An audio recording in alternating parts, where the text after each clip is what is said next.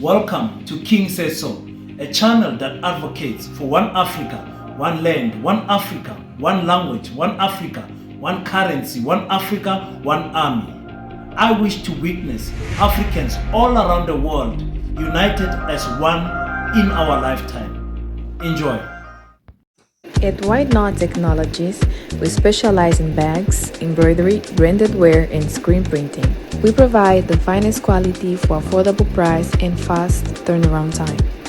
We make sure you'll be satisfied with your order. Visit us at 18 Fisher Avenue, Epping.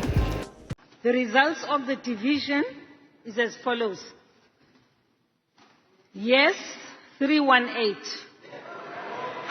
Noes, 43. Abstention, 1. The question is agreed to, and Advocate B. Mkhwebane is accordingly removed from the office of the Public Protector, according to the recommendation of this House. Thank you very much, honorable members. What's up, ladies and gentlemen? It's your boy King 053, Mr. Easy Imali Nengi, and we're back at it again with another one. And this time around, we're covering my home girl who advocate Busisiwe Mkhwebane. Yes, Busisiwe Mkhwebane is my home girl. You guys know that I was actually born in Mpumalanga, KwaNdebele, same place as Busisiwe. Where she's from Kwaga, I'm from KwaMhlanga. It's literally the same place. Literally the same place. I went to school in Kwaga, so I consider her as a home girl. She's one of the people I don't know what I would give to meet and have an interview with. But unfortunately, my home girl, Advocate Busisiwe Mkhwebane, was taken out of her office just less than 3 weeks left of a 7-year term. It shows you how desperate the DA and the ANC was in getting rid of this woman. Her term actually ends in October, I think the 15th or something like that. She's literally just 3 weeks or 4 weeks away from the end of her term, and they had to run and make sure that she is the first advocate, the first public protector not to finish her 7-year term. Remember, I want us to have a talk. Let's just have a frank talk and be honest with each other. While compiling my evidence for this video, I came to an idea that this video is going to be too long. It's going to be too long. So let's just change this video to a talk that we always have in the street corner with our friends, a talk that we have on social media, chatting or whatever with your family, when you discuss this issue, when it plays on TV or when you swipe through it on social media. Let's just have a talk and let's challenge ourselves in terms of, let's see how much do we know actually about this Busisiwe Mkhwebane issue. Okay, so we know she was appointed in 2016, okay, and we know that she's the first public protector to achieve 3 clean audits. That's something that they're not gonna tell you. If you don't know what an audit is, I don't know how to help you. Go and Google, because our people, we have a problem that we don't research what we are told. First of all, we don't research on our own. And then what we are told, we don't question. So automatically, what we hear from TV and newspapers, we take as facts. And that is the problem with our people. Now, if I wanted to compare. Guys, I made so many videos. When I checked the length of the videos, I said, my video is going to be more than 40 minutes, and I don't want it to. I would prefer to do part 1, part 2, part 3, but I just want us to talk frankly. Busisiwe Mkhwebane, I wanted to compare her to Jacob Zuma, JZ, Mr. Nkandla, and Busisiwe. What is happening to Busisiwe is exactly what happened to Jacob Zuma. If you ask a person who's not politically inclined, who does not have a pan-Africanist mind, and ask them who is the worst president in South Africa, almost everyone in the streets will say Jacob Zuma. That's good. Okay, that's a fair answer. Maybe that's your opinion. Because of what? This is why I don't watch TV anymore, ladies and gentlemen. This is why I don't have a TV, DSTV to be exact, anymore. Because of the brainwashingness that they do. If you ask a person, okay, why was Jacob Zuma the worst president in South Africa? Very few people can give you a solid answer. Some will name maybe Nkandla. Others will name the Guptas. But in the Guptas, in their mind, Jacob Zuma is the person that brought the Guptas in. They don't know that these people has been there pre-1994 actually. You know, these people were there involved with Mandela and Mbeki up to Zuma. They wouldn't know how to tell you. If you ask them why is our country at this state, some of them will blame Jacob Zuma. But when you look at what Jacob Zuma's term and Brian Molife's term at Eskom, the two West, because Brian Molefe is being painted as this useless Eskom CEO who did nothing good for Eskom, who destroyed Eskom, and Zuma was eating and looting Eskom with the Guptas. They don't even know what percentage, because it was somewhere close to less than 10% of coal that was supplied by the Gupta families, and there were evergreen contracts that were not questioned and that could not be touched because of who they belong to. Anyway, listen to me. I'm trying to break this story down for you guys. Cyril Ramaphosa came in. There was an inquiry of state capture. It got rid of Brian Molefe. It got rid of Jacob Zuma. And then Cyril Ramaphosa came in and employed Andre de Ruyter. This Andre de Ruyter was supposed to be the savior of South Africa. Why? Because of the skin color. Why are we saying because of the skin color? Is because he did not have an engineering degree or any experience of running any state-owned company for energy-wise. That has to do with renewable energy and all of that. He was just brought in because of the skin color. He came and he messed up Eskom within 3 years. He finished it. When was Eskom ever at the condition as it is now compared to when Jacob Zuma and Brian Molefe was there and the other CEOs under Jacob Zuma? Look at the rand, how much the rand is right now. Look at how much your fuel that you're paying for your car transportation. Look at the cost of living today and compare it to when Jacob Zuma was president. Just compare. Think about it. The rand to dollar ratio? Just look at the rand to the pound ratio. Look at how much our country is a yo-yo. Our GDP. Just look at everything, guys, and be honest with yourself. I'm coming to Busisiwe Mkhwebane. The media painted Jacob Zuma as the worst president ever.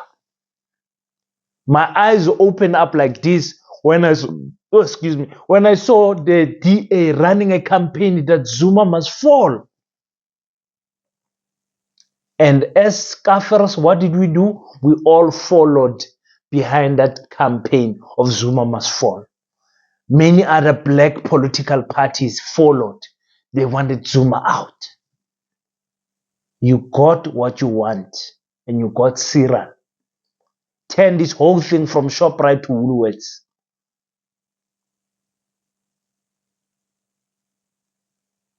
And today, when we look back, we say, hey, yo, I think things were better when Zuma was around. And that is exactly the same thing that is going to happen with Busisiwe Mkhwebane. I am telling you right now, today, that's exactly what is going to happen when we receive the next public protector. When we start comparing, you will hear people compare. You guys will play this video again. People will be comparing the next public protector to Busisiwe Mkhwebane and saying the next public protector does not have the balls, is not as brave as Busisiwe Mkhwebane. I'm telling you. People started dissing Cyril Ramaphosa and said, you know what, at least Zuma could wake up and make a decision. Cyril can't make a decision. They were acknowledging the leadership qualities of Jacob Zuma because now he was gone. I'm with you. Busisiwe Mkhwebane, for me, is the best public protector we ever had. This woman was pushing the black agenda.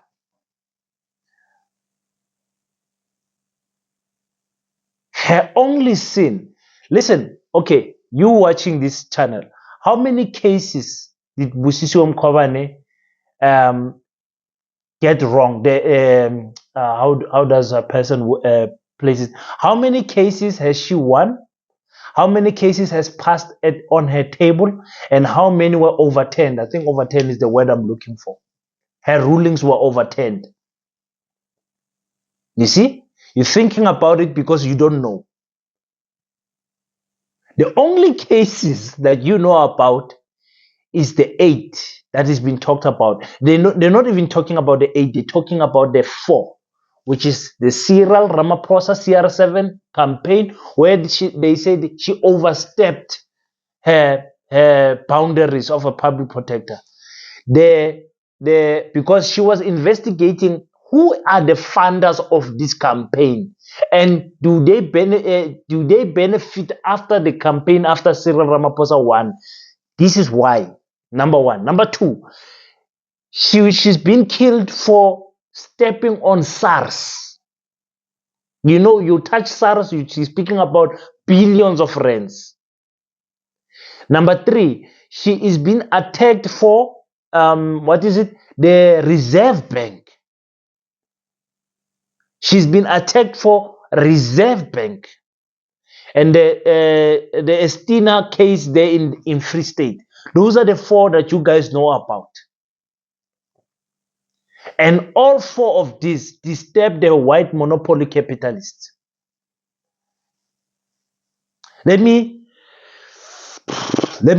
just play. I did not want to play any videos, but let me just play just a short video for you guys, and so that you can hear what Busisiwe Mkhwebane is saying, so that we can come back.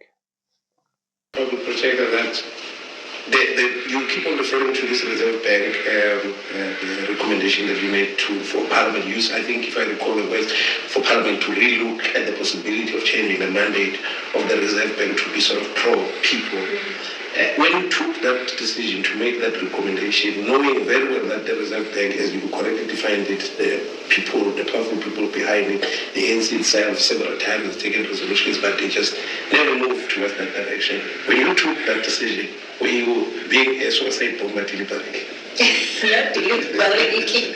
You know, when you take me back to that, after reading the Good Son, my former CEO, Shami, gave me that book, Good Son, the operations of the internal operations of the Reserve. I read that book.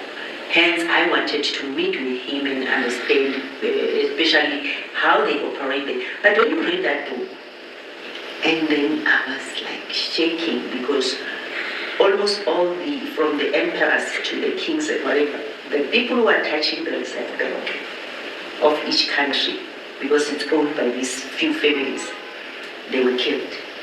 So that was one of the things which I was expecting, which it's either when I touched it, but I believed in the fact that God allowed me to be in that office to protect the public. If God allowed me to be there, And that happens to me. Possibly that issue of if I perish comes from there as well. You know what, I've done a lot. And if I perish, I think I did it when I issued that the so-called short unit report, because there were other people I interviewed who never wanted to come forth, who told me about several people who were killed during that time, and they were suspecting that some of the people, not all of them, and I've said it several times, and even in the report, that others were doing their mandate, but there were those who then went beyond their mandate. And I was not saying SARS shouldn't be doing their own investigations, but then the Constitution is very clear who has the mandate to investigate.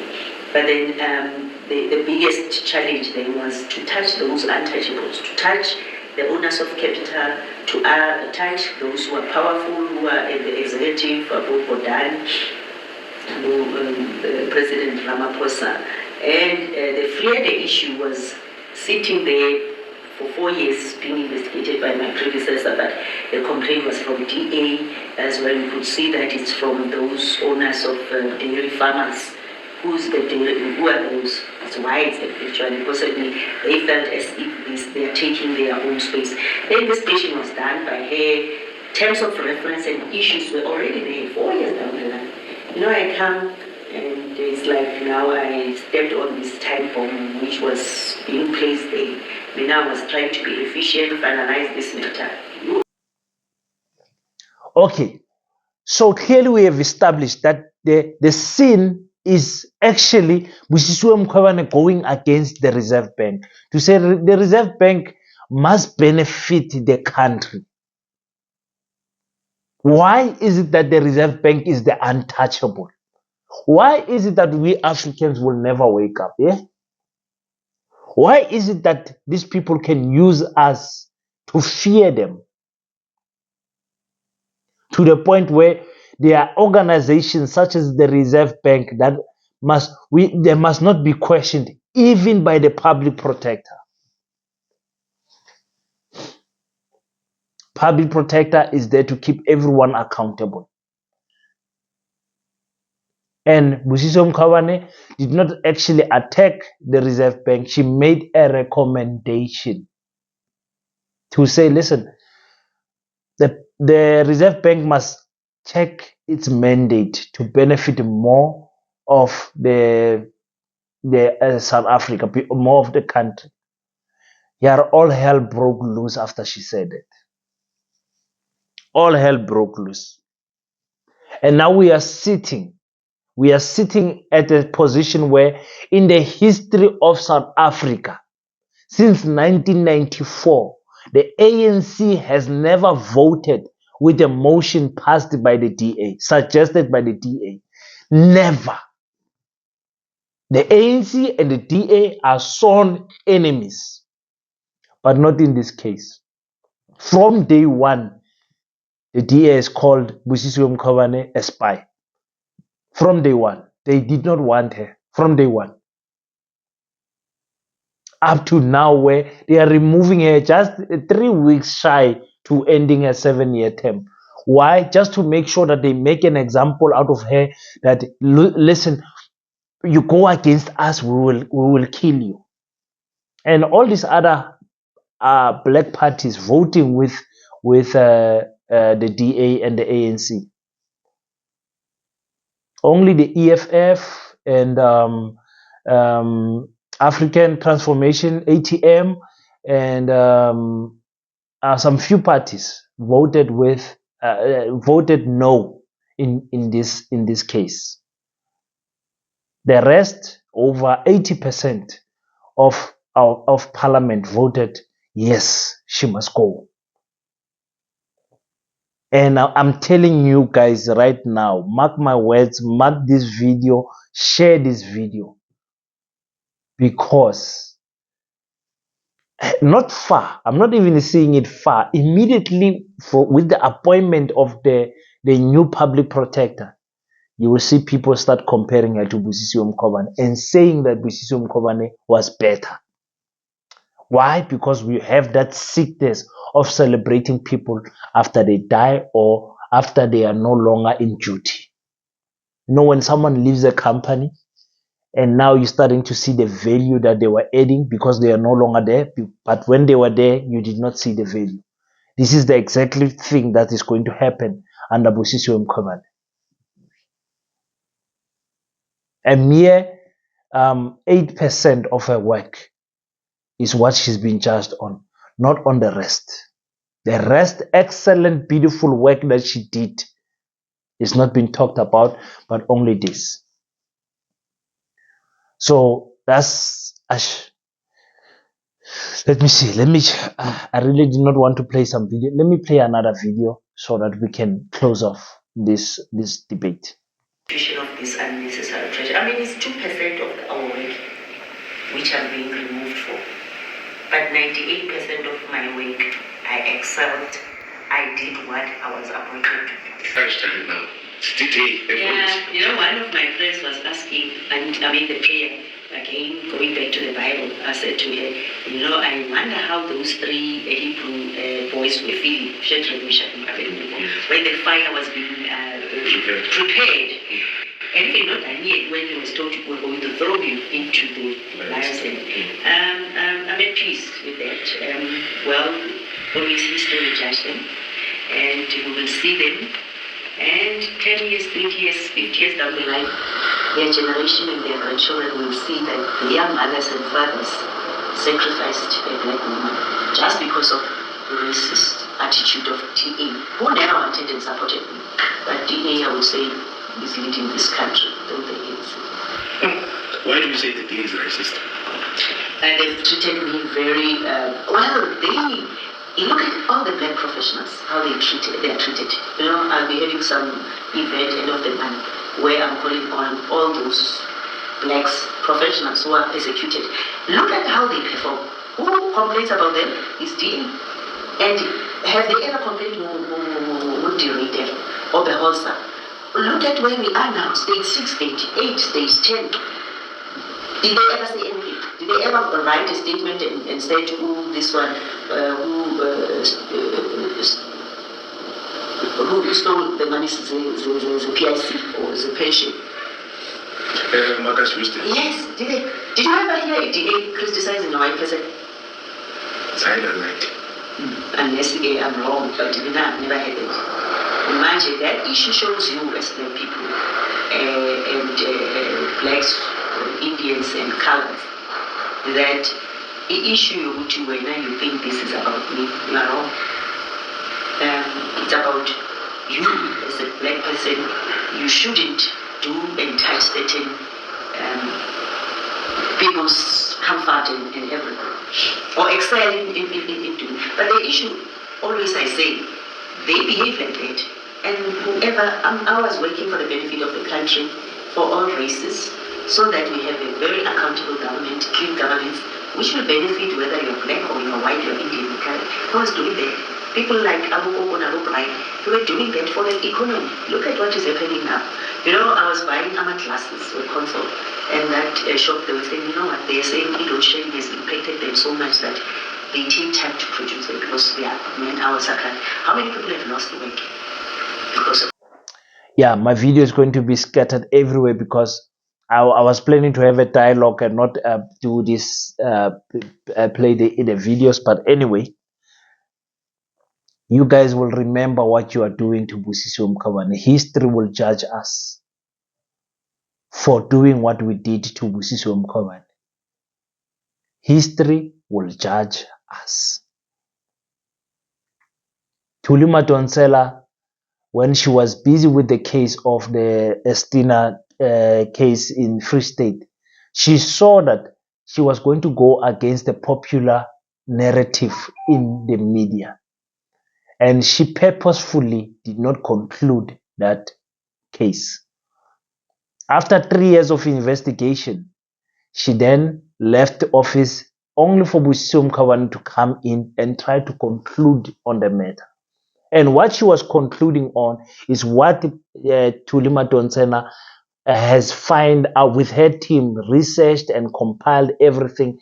Busisiwe Mkhwebane just wanted to take this thing off the desk. Just for the sake of progression, let's close this chapter. And then all hell broke loose. You know, going against the Reserve Bank, going against SARS. Those are the things that we are killing Busisiwe Mkhwebane for. Being a brave African woman. That is what we are killing her for. Whoa, I wish I can meet that woman. But I'm sure I can organize it. I'm sure I can organize it. I'm sure. Let's speak it into being. In fact, I will be interviewing her at the house. Let's speak it into being. So, in conclusion, I want to say, Busisiwe Mkhwebane, excellent job that she did. No, not to say there wasn't, she didn't take some few steps, because at the end, law is up for interpretation. She might have interpreted some things differently from the courts, and that was her downfall.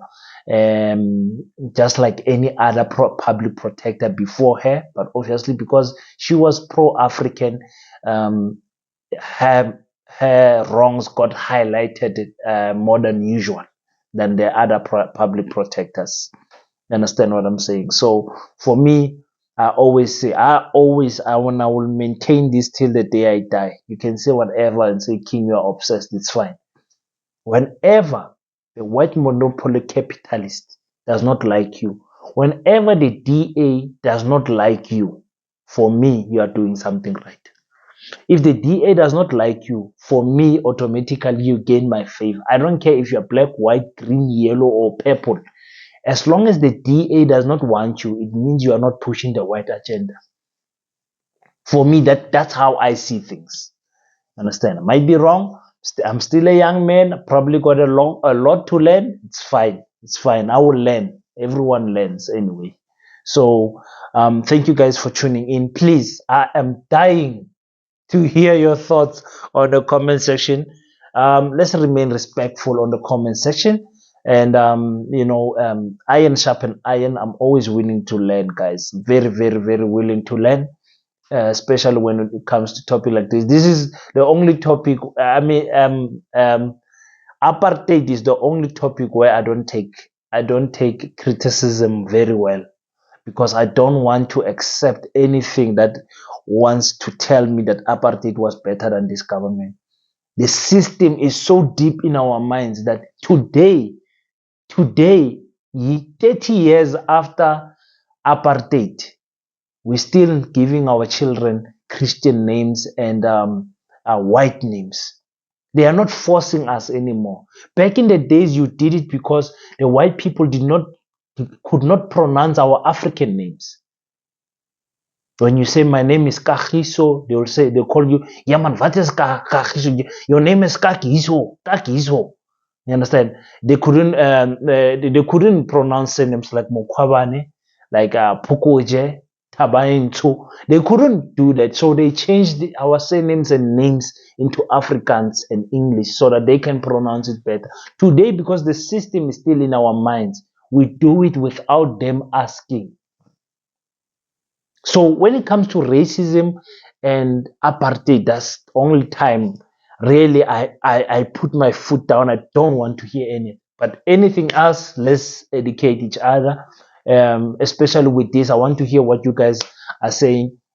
Was Busisiwe Mkhwebane really such a bad public protector that she had to go 3 weeks before the end of her term? Was she really that bad?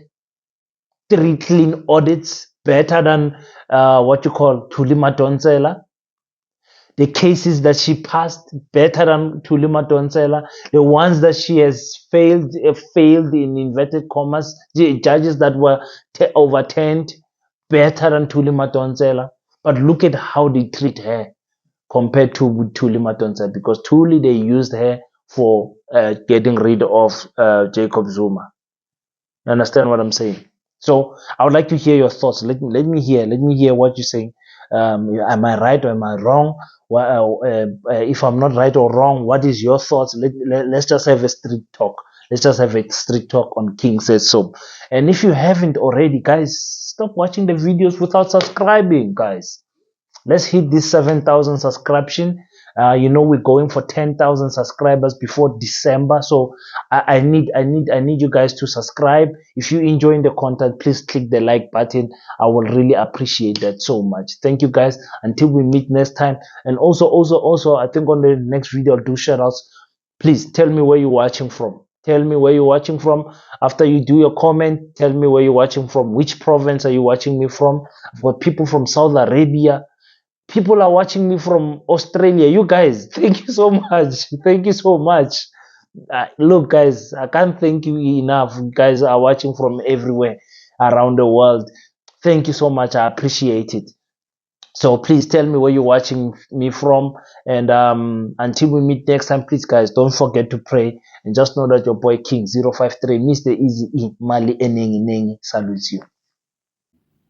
Thank you for tuning in. If you enjoyed the content, leave your thoughts on the comment section and hit the like and subscribe button, and we will meet on the next one.